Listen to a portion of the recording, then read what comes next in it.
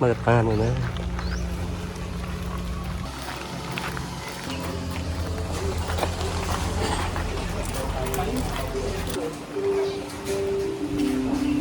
Đó là đấy.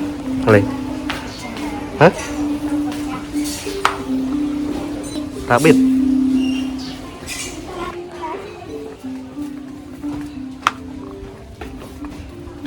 Nào nè, nào nè. Nè. Rồi cái bẹ chiên lang đấy. Lên. Cái bẹ chiên lang đó nữa. Vai đi. Hả? Lên 10 cái xa vậy. Xa đó. Cái đó đã. Bà là một trà chị đã ảo.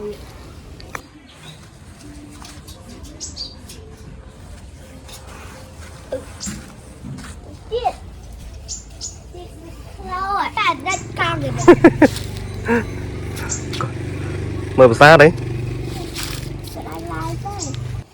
À côi vậy.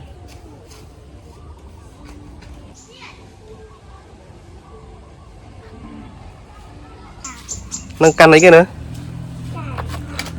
Căn xịt pan ra lên nè.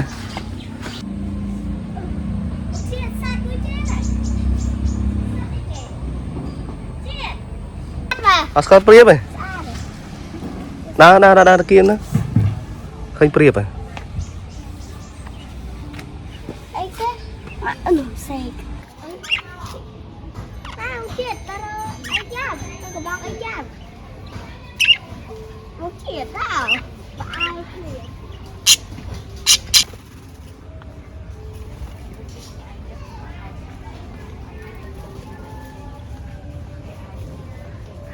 Sao mai vậy? Màu ná đi, màu nào nè, lại cái nữa. Nó khác nào nào vậy? Đó là bỏ. Em play stop bật đàn.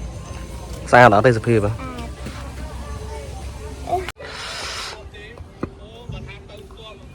Em món. Ông em ban ông apa nè mà nó bay mòn chặt. Bay mòn nó thọt kìa. Chọc tắt. Slot chọc. Nè bay mòn nó nè. Ôi trời nấu này. Rồi chia đi kìa. Rồi chia đi kìa. Tôi chết mòn.